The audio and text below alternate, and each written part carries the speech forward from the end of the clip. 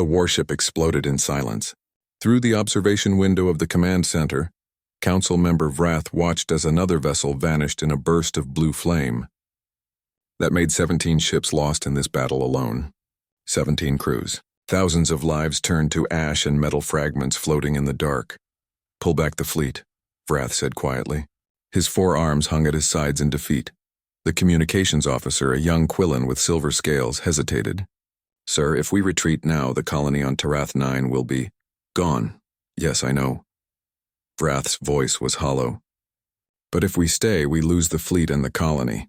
At least this way, some will survive." The officer sent the order. Across the battle space, the remaining ships of the Harmonious Collective turned away from the planet below. On its surface, 3 million people waited for rescue that would never come.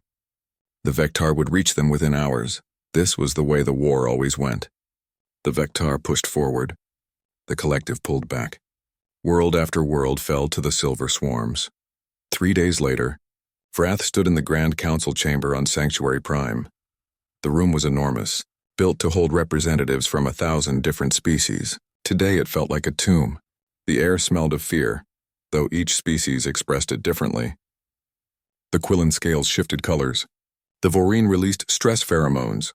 The massive Grondak stood utterly still, which for them meant terror. "We are losing this war," Vrath announced to the assembled council. No one argued. Everyone knew. Every strategy we try, the Vectar adapt. Every weapon we build, they counter. They are perfect learning machines. They never make the same mistake twice. "Then what do you propose?" asked Council Member Thess, her tentacles curling tight against her body. "We have thrown everything at them, everything." "Not everything," said a quiet voice from the back. The crowd parted. An elderly Quarren shuffled forward, his crystalline body refracting the chamber's light into rainbow patterns. This was Archivist Seln, keeper of the forbidden records. He rarely left his archives. His presence here meant something significant. "Archivist," Vrath said carefully. "What do you mean?" Seln activated a holographic display. It showed a small blue planet orbiting a yellow star. "This is Earth, located in what you call the Sol system. It was quarantined 300 cycles ago by unanimous vote of this very council." Murmurs spread through the chamber. Everyone knew about Earth. It was used to frighten children. "The planet of monsters. The world of the sleepers. You cannot be serious," Thess said, her voice rising. "The humans were locked away for good reason." "What reason?" asked a younger council member, a Bresh who had not been alive during the quarantine. Seln changed the display. It showed creatures standing upright on 2 legs. They had no scales, no shells, no natural armor. They looked soft and weak. "Humans," Seln explained. "They achieved faster-than-light travel 273 cycles ago. When they entered the galactic community, we welcomed them. At first they seemed pleasant, curious, creative. The display changed again. This time it showed images of war. Humans fighting humans. Cities burning. Weapons of terrible power turning entire regions into wasteland. But we soon learned what they were," Seln continued. "They had nearly destroyed themselves dozens of times. War was their natural state. They had weapons designed to kill their entire planet. They called it mutually assured destruction, and they built it on purpose. The concept was alien to us. What species threatens its own extinction as a strategy? They fought wars over ideas," Seln went on. "Over invisible lines on maps. Over which God was real. Over resources they had not even depleted yet. They killed each other by the millions for concepts like honor and pride. When we studied their history, we found evidence of over 16,000 significant wars in just 5,000 cycles of recorded civilization." The chamber was silent. "But the truly frightening part," Seln said softly, "was how good they were at it. Humans were not the strongest species, not the fastest, not the smartest, but in the art of violence, in the science of destruction, they had no equal. They thought about warfare in ways we could not comprehend. They planned for it. They practiced it. They made games about it to teach their children. So we voted to quarantine them," Vrath said, "for the safety of the galaxy. Yes, we offered them a choice: remain on Earth, isolated forever, or enter stasis until they had evolved past their violent nature. Most chose stasis. They hoped to wake to a better future. We built the sleeper vaults in orbit around their planet and put them to sleep. Billions of them. Frozen in time, waiting. And you want to wake them? Tess's tentacles went rigid with shock. You want to release the monsters? Seln's crystalline eyes reflected the hologram of Earth.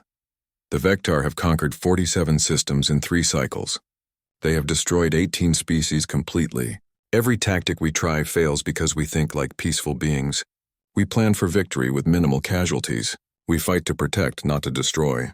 But the Vectar do not understand mercy. They only understand adaptation and consumption. He turned to face the full council. We need someone who understands them. Someone who thinks like a predator. Someone who knows how to win at any cost.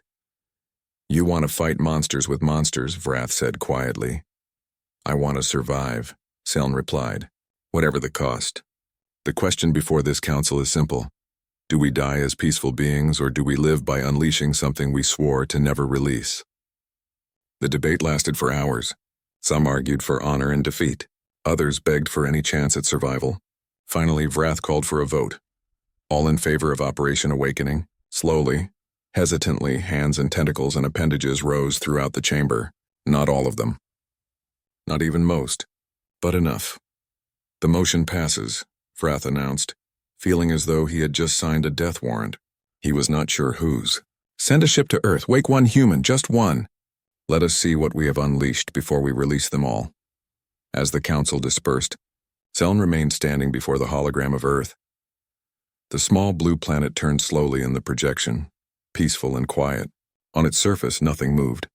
In orbit, the great sleeper vaults hung like silver cocoons holding humanity's greatest weapon inside. Themselves. Forgive us, Seln whispered to the empty chamber, for what we are about to do. The mission to Earth launched the next morning. In the cargo hold prepared for just this possibility, sat restraints, weapons, and sedatives strong enough to stop a charging Grondak. They hoped it would be enough for one human. They would soon learn how little they truly understood about hope, desperation, or the species they were about to wake into a galaxy at war. The ship emerged from faster-than-light travel at the edge of the Sol system. Captain Marin stood on the bridge staring at the yellow star ahead. She was Quillen, her scales currently showing a nervous purple pattern. Behind her, Archivist Seln studied his datapad with intense focus. There it is, Marin said quietly. Earth. As they approached, the planet grew larger in the viewport. It was indeed blue, with swirls of white clouds and brown continents. It looked peaceful. Beautiful even. Nothing about it suggested the monsters that once lived there. Reading high levels of vegetation growth, reported the scanner officer. The planet has recovered well from human habitation. Animal populations are stable. Air is clean. Of course it is, Seln said. They have been asleep for 300 cycles. Nature reclaimed their world the moment they left. The sleeper vaults appeared as they entered orbit. Massive cylinder structures, each one 20 kilometers long, arranged in a grid pattern around the planet. There were hundreds of them. Inside each vault, thousands of humans waited in frozen sleep. How many are there? Marin asked, though she already knew the answer. She needed to hear it again. To process it. Approximately 4.2 billion humans, Seln replied. We could not save them all. Roughly 3 billion refused stasis and chose to die on Earth. Their descendants may still live on the surface, though we have detected no technological signatures. The ship docked with Vault 7. The boarding team wore full combat armor. They carried weapons set to maximum stun. 12 soldiers for one sleeping human. It seemed excessive. The mission briefing suggested it might not be enough. Inside the vault, frost covered everything. The air was cold enough to burn lungs. The team's breath came out in clouds of vapor. Rows upon rows of stasis pods stretched into the distance, each one containing a frozen human. Lights blinked on the pods indicating stable hibernation. Subject 7743, Seln said, reading from his datapad. Commander Adrian Cole, military tactician. Age 38 when he entered stasis. Volunteered for the program. No family, no dependents. Perfect for our needs. They found his pod in row 77. Through the frost-covered glass, they could see a human face. Pale skin, hair the color of dark earth, eyes closed in dreamless sleep. He looked surprisingly small, fragile. This is what we feared? One soldier whispered. Begin revival procedure, Marin ordered, ignoring the comment. The pod hummed to life. Lights flickered across its surface. Inside, chemical processes began. The human's body temperature slowly increased. Ice crystals in his cells melted in a carefully controlled sequence. His heart, frozen for 3 centuries, began to beat. Once, twice. Then a steady rhythm. The pod hissed open. Vapor poured out. The human gasped, his chest heaving. His eyes snapped open. They were brown, like Earth's dirt. They darted around wildly, taking in the armed aliens surrounding him. Commander Adrian Cole tried to sit up, failed, and vomited over the side of the pod. The soldiers jumped back, weapons raised. Cole coughed, gasped again, and slowly focused on the nearest alien face. "Well," he croaked, his voice raw from centuries of disuse. "Guess I should have gone with the die on Earth option." He tried to smile, but it came out as more of a grimace. "So which one of you is the take-me-to-your-leader type?" Marin stepped forward carefully. She had practiced her human speech patterns. "Commander Cole, I am Captain Marin of the Harmonious Collective. You have been in stasis for 312 years. We need your help." Cole looked at her for a long moment.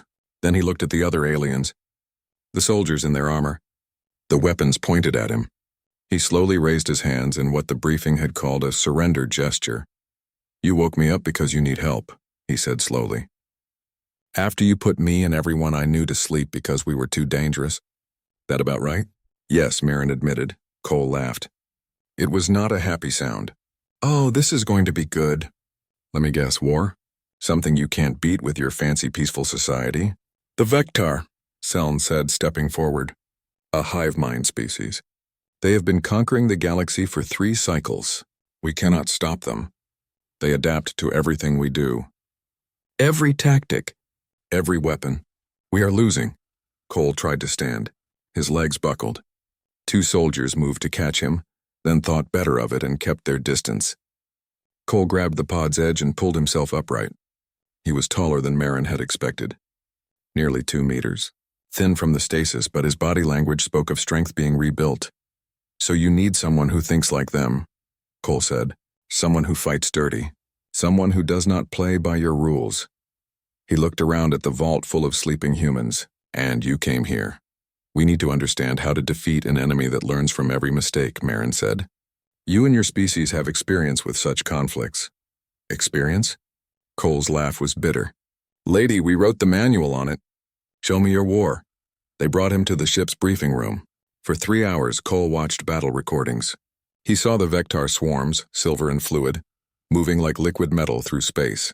He watched collective ships try strategy after strategy, frontal assault, flanking maneuvers, defensive positions. Every time the Vectar adapted and won, Cole sat in silence. His face showed no emotion. He watched species die by the thousands, planets fall, civilizations end. When the recordings finished, the room waited for his response. "Well," Cole said finally, "your first mistake was fighting fair." "Explain," Seln said. "You fight with honor. You announce your presence. You warn civilians to evacuate before attacking. You follow rules of engagement." Cole leaned back in his chair. "The Vectar do not have honor. They do not have rules. So why are you handicapping yourselves?" "Because that is who we are," Marin said. "We are not monsters." Cole's expression hardened. "Then you are going to die as not monsters. The Vectar are a learning machine, right? They adapt to patterns. They predict behavior based on data. They have 300 years of data on how you fight." "Yes," Seln confirmed. "So you need to do things they have never seen. Things they cannot predict because you have never done them." Cole stood and walked to the tactical display. His fingers moved across the controls with surprising ease. "Have you tried deception? Misinformation? Pretending to retreat when you are actually attacking?" The room went silent. "You mean lying," Marin said slowly. "In combat, I mean warfare," Cole corrected. "Real warfare, not the polite version you have been doing. You need to make the Vectar believe something false, then punish them for believing it. The Harmonious Collective does not engage in deception," Seln said. "It is against our core principles." Cole turned to face them. His brown eyes were hard. "Then change your principles or change your species' status from living to extinct. Those are your options." The room erupted in argument. Some aliens were shocked. Others were curious. Marin raised her hand for silence. "What do you need, Commander Cole?" Cole smiled. It was not a nice smile. "Access to your military database. Full operational authority over 1 fleet engagement. And if it works, you wake up more of my people. 1,000 to start. If I am going to save your galaxy, I am going to need help from people who understand that sometimes survival means getting your hands dirty. Marin looked at Seln. The old archivist's crystalline body refracted the light, making him hard to read. Finally, he nodded. Very well, Commander, Marin said. Welcome to the Harmonious Collective. May whatever gods you humans believed in forgive us for what we are about to do. Forgiveness is for after the war, Cole said. Right now you need to win. Commander Adrian Cole spent 2 weeks studying the Vectar. He watched every battle recording 3 times. He analyzed their movement patterns, response times, and adaptation speeds. The collective military command watched him with a mixture of hope and unease. He barely slept. He barely ate. He just watched and thought, "They are efficient," Cole muttered to himself as Seln entered his quarters. Too efficient. That is their weakness. How can efficiency be a weakness?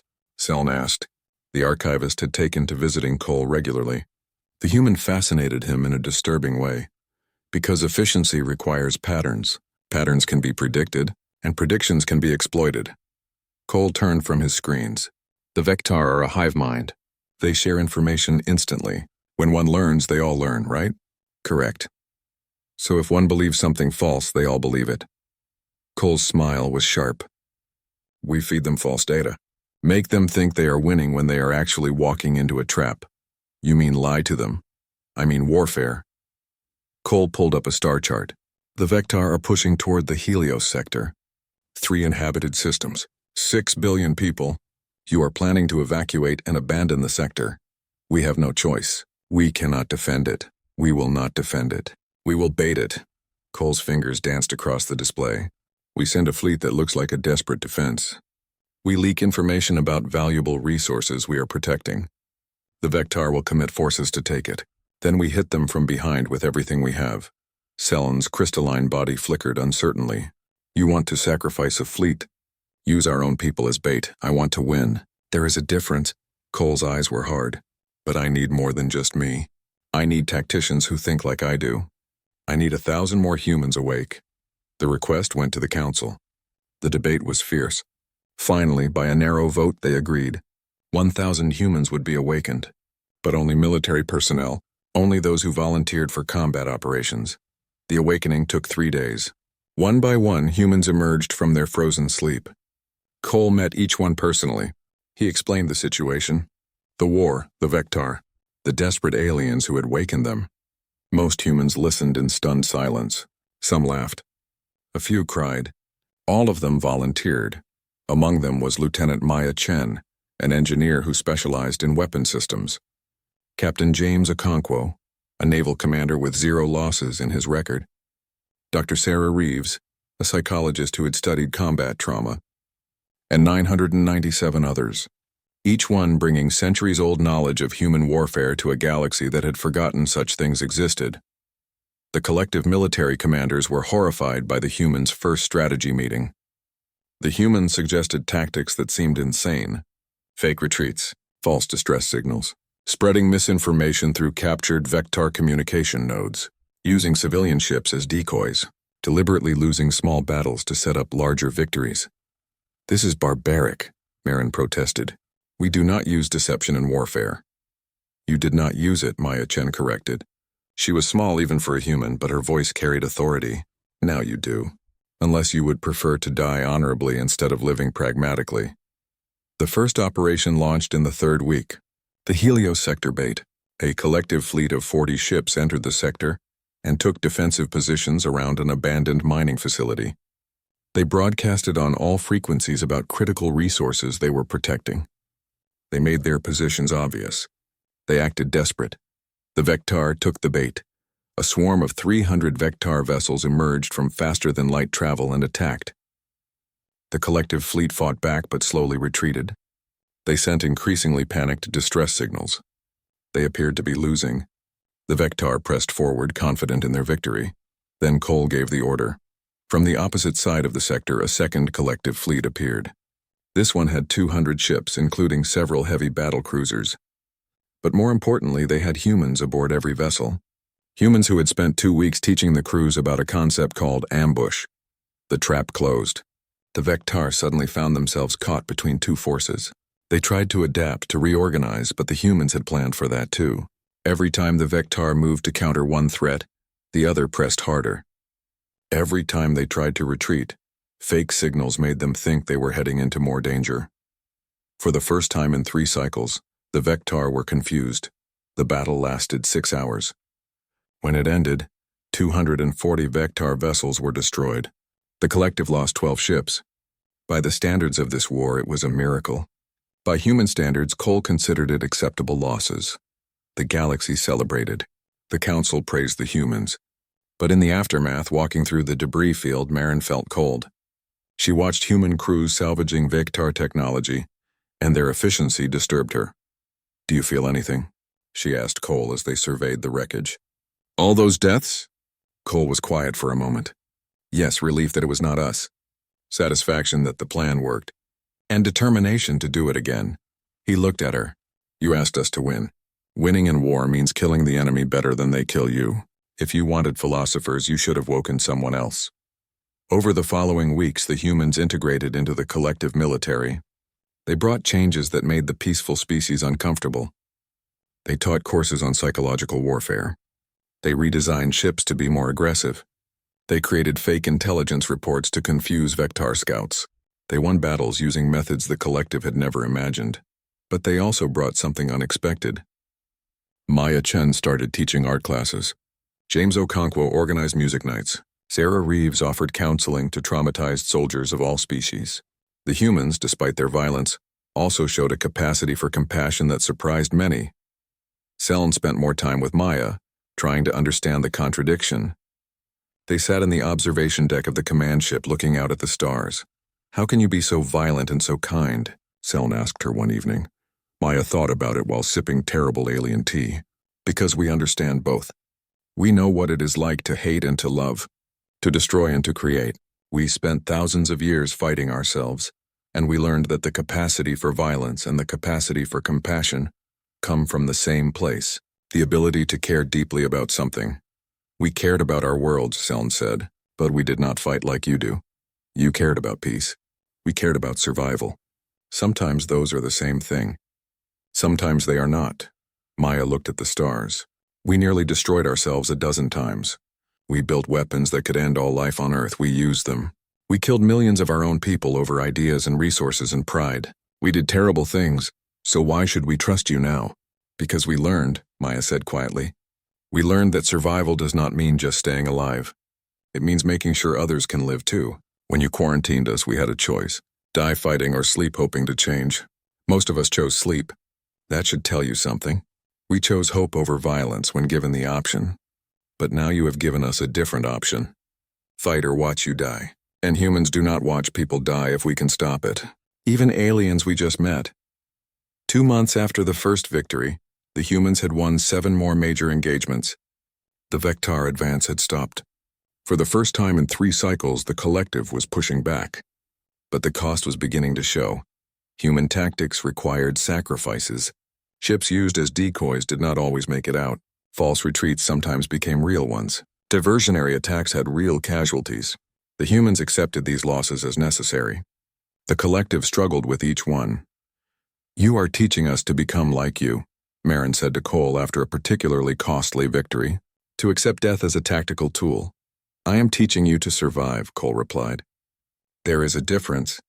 We do not celebrate death. We just understand it is part of war. Your species forgot that. You tried to fight without accepting the cost.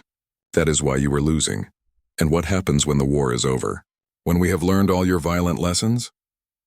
Cole looked out at the stars. "That is the question my people asked ourselves for thousands of years. What do warriors do in peacetime? Some of us never figured it out, but the best of us learned to build in peace as fiercely as we fought in war. You will have to make that choice too. But first you have to survive to see peacetime, and for that you need us." That night, Seln made a recording in his personal log. "The humans have been awake for 3 months. We have won more battles than in the previous 3 years combined. But I wonder if we are winning the war, or simply changing who we are fighting. The Vectar want to consume us. The humans want to save us. But both require that we become something different than what we were. I do not know which transformation frightens me more. The breakthrough came during a routine interrogation of a damaged Vectar scout ship. Maya Chen had been studying their technology for weeks, trying to understand how the hive mind communicated. What she discovered changed everything. They are not just connected, Maya explained to the assembled command staff. They are all connected to a central processing nexus. Think of it like a brain. Every Vectar unit is a nerve ending, sending information back to the brain. The brain processes it and sends out commands. We suspected as much, Marin said, but we could never locate this nexus. Because you were looking for a ship or a planet. Maya pulled up her findings. It is neither. The nexus exists in subspace, anchored to our dimension through quantum entanglement nodes. We found the coordinates buried in the scout ship's navigation data. They are in the Cronus Abyss. The room went silent. The Cronus Abyss was a region of space where 3 black holes created gravitational chaos. Navigation was nearly impossible. Sensors barely worked. It was the last place anyone would look for anything. That is genius, Cole said, studying the data. Hide your central command in a place no one can reach. But if we could reach it, we kill the brain, the body dies, James Okonkwo finished. The naval commander leaned forward. Cut the head off the snake. We would need a fleet, Marin said. A large one. The approach alone would cost us dozens of ships to the black holes, and the Vectar will defend it with everything they have. So we do not ask permission, Cole said quietly. We just do it. The room erupted in protests. Seln's crystalline body flashed red. You cannot launch an unauthorized military operation. The council must approve. The council will debate for weeks, Cole interrupted. They will calculate casualties. Weigh ethics. Wonder if we should try diplomacy first. And while they debate, the Vectar will learn we found their nexus and move it somewhere we will never find again. We have one chance, one moment of surprise. We use it now or we lose it forever. This is madness, Marin said. This is war, Cole replied. You asked us to win. Winning requires making hard choices quickly. If you want democratic decisions, go back to losing. If you want victory, trust us to do what needs to be done. The argument lasted hours. Finally, Marin made a decision that would haunt her for the rest of her life. Do it, I will take responsibility with the council. Cole nodded once. Maya, we need every human awake. All of them. Adrian, there are still over 4 billion people in stasis. I need 10,000 humans. Engineers, pilots, soldiers, strategists. Everyone we might need for this operation. Cole's eyes were hard. This is it. This is the moment we win or lose everything. I need all hands. The mass awakening took a week. 10,000 humans emerged from their frozen sleep into a galaxy at war. Cole briefed them personally, explaining the stakes. Not all of them were military. Some were teachers, artists, farmers. But Cole made it clear. This was volunteer only. Anyone could return to stasis. Not one person chose to sleep. The fleet assembled in secret. 200 collective ships. 10,000 humans distributed among them. Supplies for a one-way journey. Everyone knew the odds. Most did not expect to return. We are about to do something incredibly dangerous, Cole told the assembled crews in a fleet-wide broadcast. We are going to attack the heart of the Vectar hive mind. The journey will be difficult. The battle will be harder. Many of us will not come home. But if we succeed, we end this war. We save trillions of lives. We prove that courage and sacrifice can overcome any odds. He paused, looking at the camera. Behind him, the fleet stretched into the darkness, each ship a point of light in the void.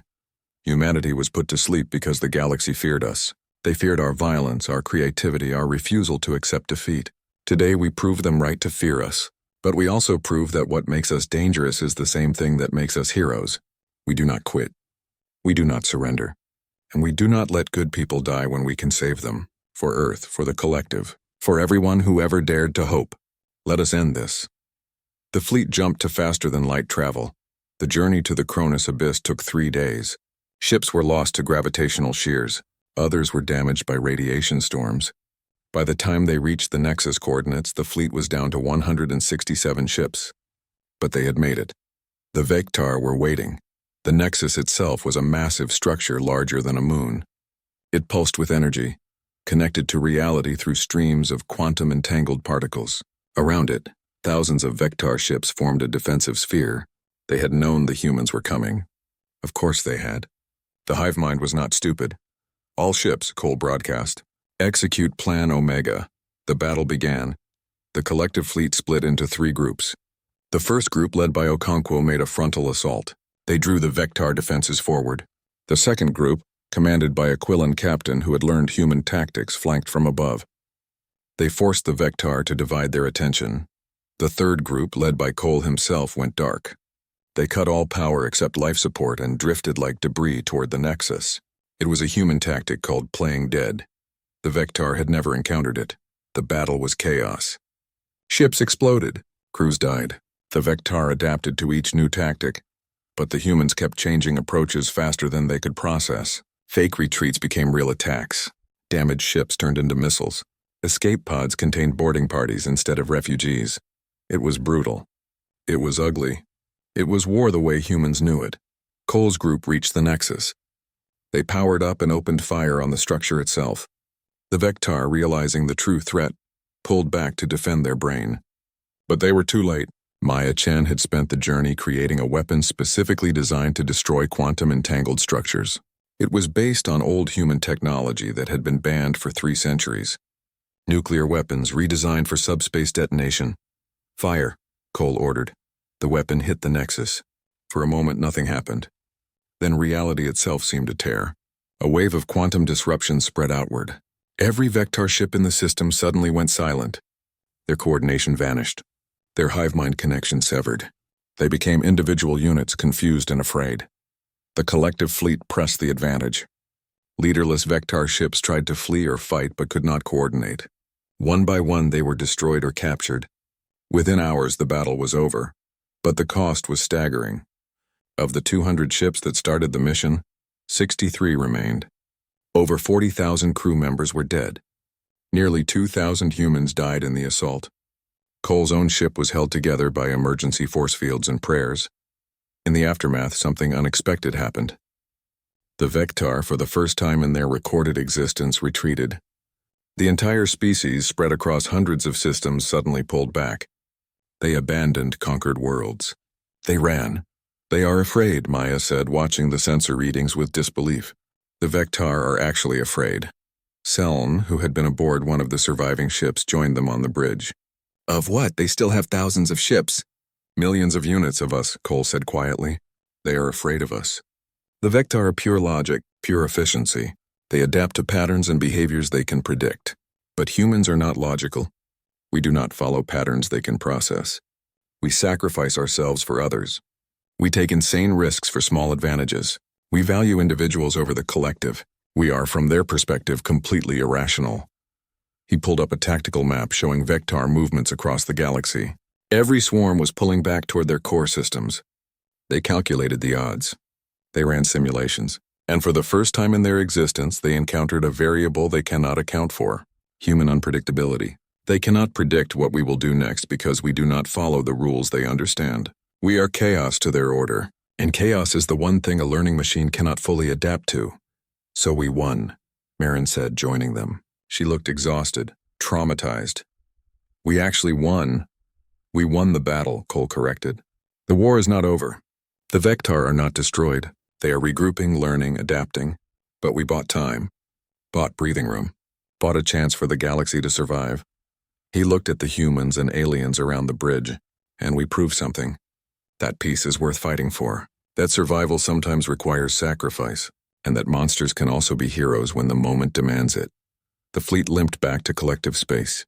When they arrived, the council was waiting, not with arrests for unauthorized military action, but with gratitude. The impossible had happened. Humanity had saved the galaxy. But the question remained, what now? The celebration lasted 3 days. Across 1,000 worlds, species that had been preparing for extinction instead celebrated survival. The collective declared it the Festival of Returned Light.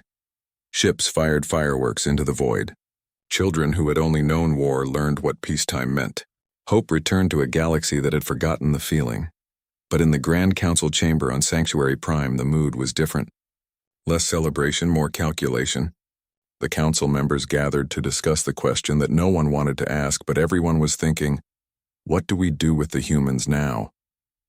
They saved us, Thess said, her tentacles waving in agitation. We owe them everything. They also showed us how to kill, countered a Grondak representative. They taught us deception, sacrifice, brutality. They changed us. Changed what it means to be part of the harmonious collective. Would you rather we all be dead? Marin asked. She had arrived from the fleet just hours ago, still wearing her combat uniform. Would you rather the Vectar had consumed everything? The humans gave us a chance to survive. Now we debate whether to thank them or fear them. We can do both, Seln said quietly from his seat. The old archivist looked tired. The past months had aged him. The question is not whether we are grateful. We are. The question is whether we can coexist with a species that thinks so differently than we do.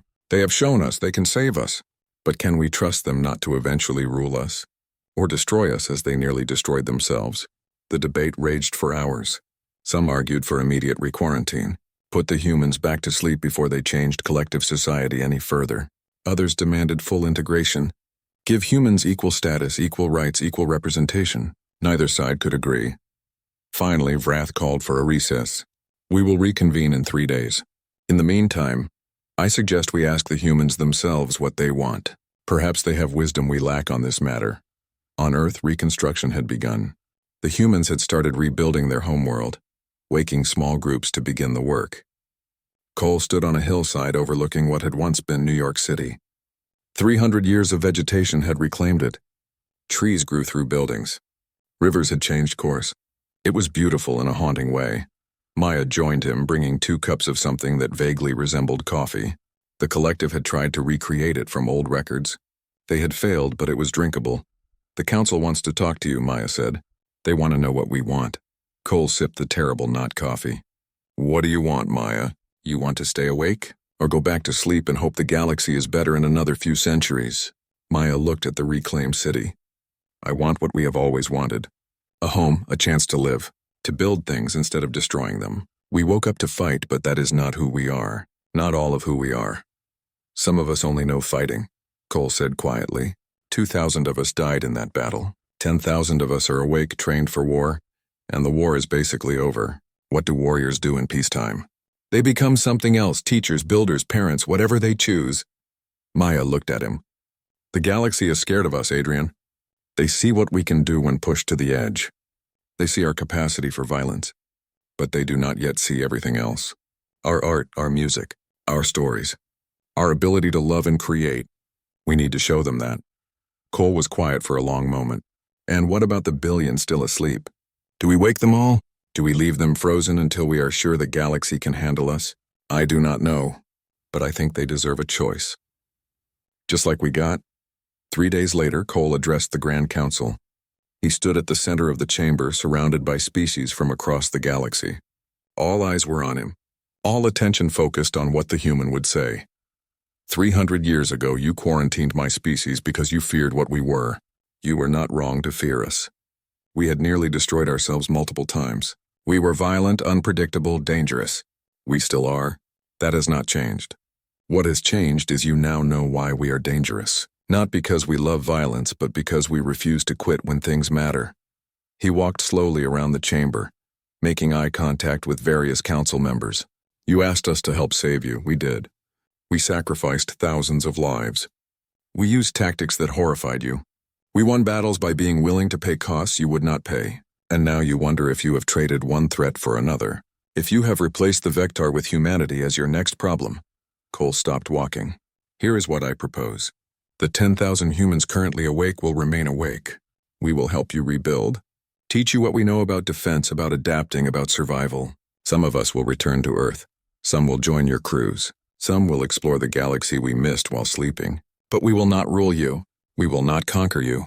We will simply live alongside you as equals if you will have us, or as neighbors if you prefer distance. And the billions still in stasis? Vrath asked. We wake them slowly, a few thousand at a time.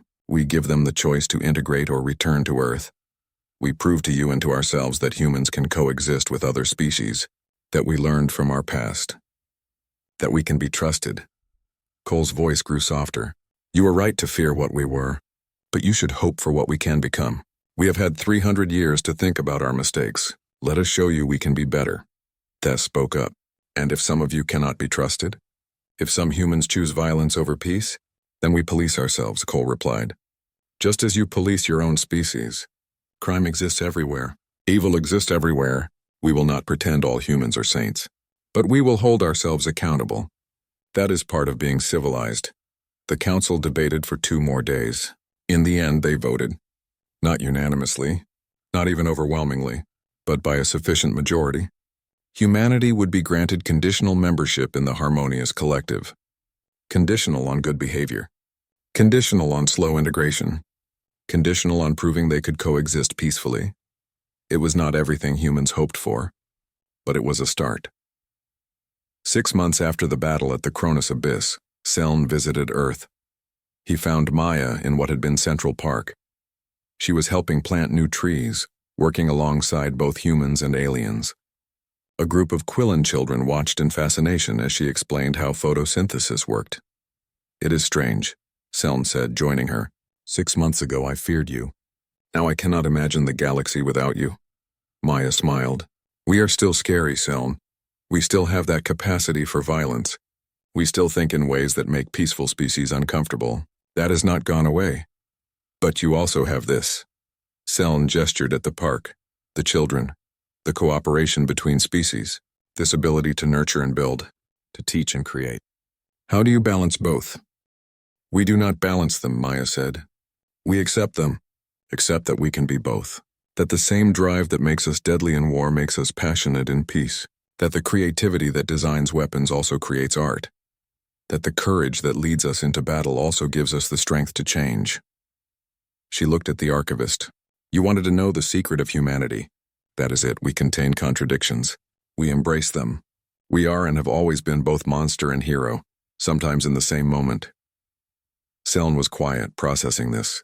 "And you think the galaxy can accept such contradiction?" "The galaxy has no choice. We are here now, awake, part of your community. You can fear us or trust us or both at the same time, but you cannot unknow us, cannot put us back to sleep and pretend we do not exist." Maya knelt to plant another sapling.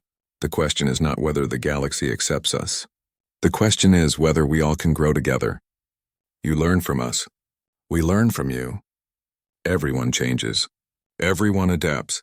That is how coexistence works." That evening, Cole stood alone in the command center of the Earth orbital station. Through the windows, he could see the sleeper vaults. Billions of humans still frozen, still waiting, still hoping for a better future. Marin joined him, her scales showing a peaceful blue pattern. "Do you think we made the right choice?" "Waking you?" Cole considered the question. "I think you made the only choice you could. Survival always comes first. Morality comes second. You needed monsters to fight monsters. You got what you needed. But now the monster lives in our house," Marin said. Cole smiled. "The monster always lived in your house. You just did not know it yet. Every species has darkness inside. Every civilization has the capacity for violence. You just outsourced yours to us, made us the weapon you could not be. But that does not make you innocent. That makes you smart. And survival is not about innocence. It is about adaptation." They watched Earth turn slowly below. Lights were starting to appear on the night side. Cities being rebuilt. Civilization returning after centuries of sleep. "What do you think happens next?" Marin asked. "Next, we live. We build. We make mistakes and fix them. We teach each other. Humans learn patience from you. You learn resilience from us. Maybe in a few generations, no one remembers who taught what to whom.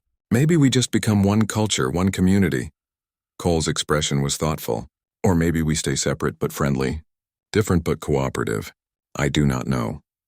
But I know we have a chance. That is more than we had 6 months ago." Marin nodded. "The Vectar are still out there, scattered, leaderless, but still dangerous. Then we keep watch. We stay ready, but we do not live in fear. Fear makes you predictable. Hope makes you creative. And creativity wins wars." Cole turned from the window. "You asked humanity to save you. We did. Now we both have to live with what that means. With what we are. With what we can become together." Years later, Seln would write in his final journal entry before retiring. "In our final hour, we released the only power nothing scared. We released humanity, and they saved us by teaching us that survival requires embracing our own darkness. That peace is not the absence of violence, but the choice to pursue harmony despite our capacity for war. That monsters and heroes are not opposites but two sides of the same truth. We feared humans would destroy us. Instead, they showed us how to save ourselves." May the stars witness that we learned the lesson. May we never forget the cost, and may we never again have to make such a choice. But if we do, may we have the courage to make it again. On Earth, Maya Chen stood with her daughter, the first human born after the awakening. Together they looked up at the stars, where human and alien ships flew side by side, protecting a galaxy that had learned to accept them. "What are they, Mama?" the child asked, pointing at the ships. "They are us," Maya said. "All of us. Learning to live together. Learning that different does not mean enemy. Learning that the scariest thing in the universe is not monsters or machines or darkness. It is refusing to change, refusing to adapt, refusing to hope." She held her daughter close. "We were the monsters they feared. We became the heroes they needed. Now we are simply neighbors, and that is enough." Above them the stars shone on, and humanity, once feared, once sleeping, once desperate and dangerous, finally found their place among them, not as conquerors, not as servants, but as equals in a galaxy that learned that sometimes survival means accepting help from the most unexpected places, even from those you once feared most. The war was over. The real work was just beginning. And for the first time in 300 years, humanity faced the future awake, aware and ready for whatever came next.